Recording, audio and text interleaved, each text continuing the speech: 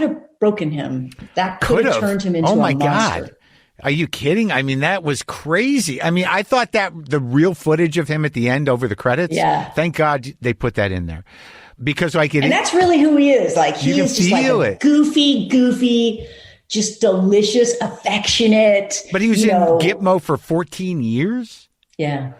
Like, but now I guess the question coming at this, guys, this is a story about him, but it's also about this lawyer, Nancy Hollander, who like out of nowhere, like I grew up in Albuquerque. So when all of a sudden we're in Albuquerque, I'm like, oh my God, how did I not know this person? But, But it's about her taking on the case of someone who was rounded up in post 9/11 and accused of being one of the masterminds of 9/11 because of some phone calls, and he was renditioned and then ended up in Guantanamo, and he was tortured.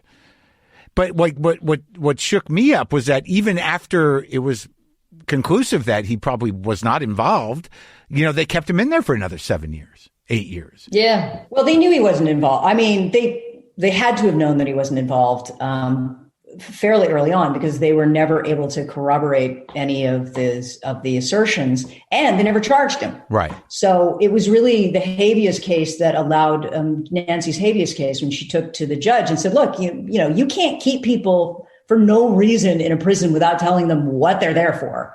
And the judge said, "You're right," and all the evidence that they had against him had been gotten out of torture. Really one set of confessions. After 7 years of being tortured, he had one session of confessions where he admitted to everything, including being Pope. Like basically, he was just like, whatever. Right. When that was thrown out and they said you can return home, the administration kept him another 5 years just because. And these were a Democratic administration. I mean, this was not. Yeah, that was Obama. Yeah. So when you decide to do a movie like this, because, I mean, you sort of pick and choose fairly specifically now, you can. I mean, how do you choose a role? Outside of the story of him, was the story of Nancy compelling to you? I love the character, this idea. And she's somebody that is a hero to me. She believes that she has this mission that she is there to uphold the Constitution and the rule of law, to uphold social justice and civil rights, even though a good portion, if not all of most of her clients are guilty. Right. And she's like, I don't have a problem. I don't care what, and she'll say, I mean, I don't know, it's sort of her bravado. I don't care whether they're guilty or not guilty. Right. If the government has a case against them, then, let them fight, let them go to prison for the rest of their lives. I don't care. Right. But they deserve to be defended. And how was Kevin McDonald to work with? Kevin McDonald's amazing. He's so the right guy for this. He has this great documentary understanding of documentary and facts, and incredibly well researched, and this sort of beautiful, even approach to being able to see all the characters have a point of view, but he also is just a great cinema director. I think he loves being inside one character and then just looking around and saying, how does that feel? What does that look like? And that's what really makes him different than a documentarian. Yeah, he seems like a smart director. I had one of the biggest faux pas of my life was with that guy. Really? Yeah, because I had him booked on this show, right, to interview him, and I thought it was Kevin McDonald from Kids in the Hall. And I was oh my God. And that's hilarious. I was expecting Kevin McDonald from Kids in the Hall, and Kevin McDonald, the film director, showed up, and I had no idea who he was. And I had to tell him to wait in my house, run out to my computer to figure out if I had seen anything he'd done, so I could not, and I didn't tell him what was happening. That's amazing. So I interviewed him for like a half hour, 35 minutes, which was short for me. And I couldn't put it up until I interviewed the other Kevin McDonald. And I believe I put them up together. And I don't think that the film directing Kevin McDonald thought it was very funny, but it was. That's hilarious. What was it for? What movie was it for? It was for the one. Which one was it? Hold on, I can tell you. Because I really thought that, like, when I talked to the publicist that showed up at my house, how do you spell him? Is it M-C-D? M-A-C. Oh, that was the big problem right there. Yeah. When the publicist showed up at my house, I was like, so he's directing now. That's kind of interesting. I was literally thought that I was still talking. It was crazy, man. It was so stupid. Hold on, I'm going to tell you.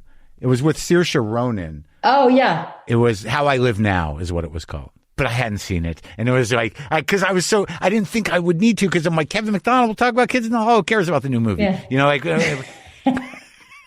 but I did know your work, so that was good. And I did, Yay. I did watch the Mauritanian, and I was also excited to get into some of the other stuff and remember our childhood together, you on the screen, Yes. me in the movies. Yes, that's right. And it was too bad we didn't meet. I know.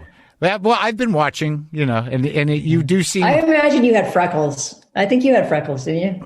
I had some sunspot freckles, not real ones. That's right, Albuquerque. Yeah. I was on the swim team, and I had my little swim team freckles and chlorinated hair.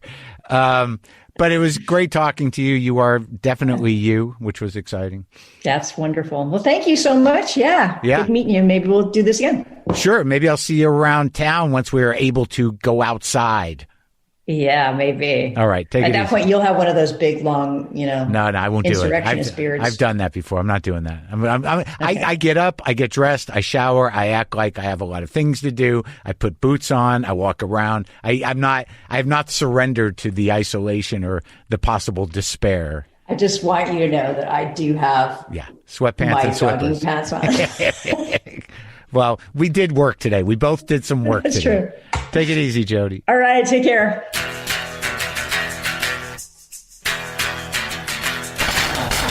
That was an honor and a treat, people, to speak with Jodie Foster. God, she's great. The Mauritanian is in theaters now and will be available on digital platforms in the near future. Also, if you're struggling right now, check out BetterHelp. It's a secure online service providing professional counselors who can listen and help. It's simple.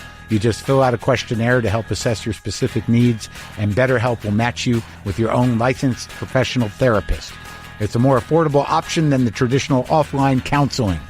WTF with Marc Maron is sponsored by BetterHelp, and our listeners get 10% off their first month of online therapy when they visit BetterHelp.com/WTF. Visit BetterHelp.com/WTF and join the over 1 million people who have taken charge of their mental health with the help of an experienced BetterHelp professional. Okay, guitar time. I know, I repeat myself.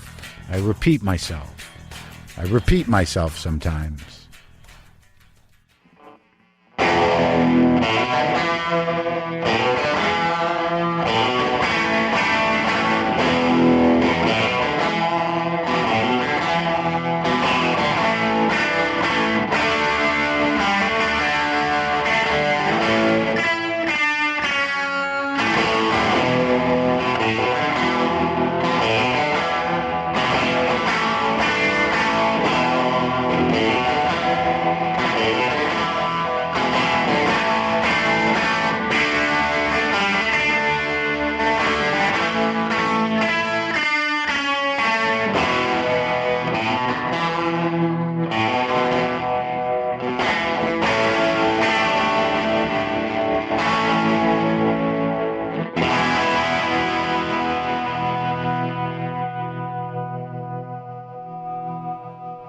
Boomer lives.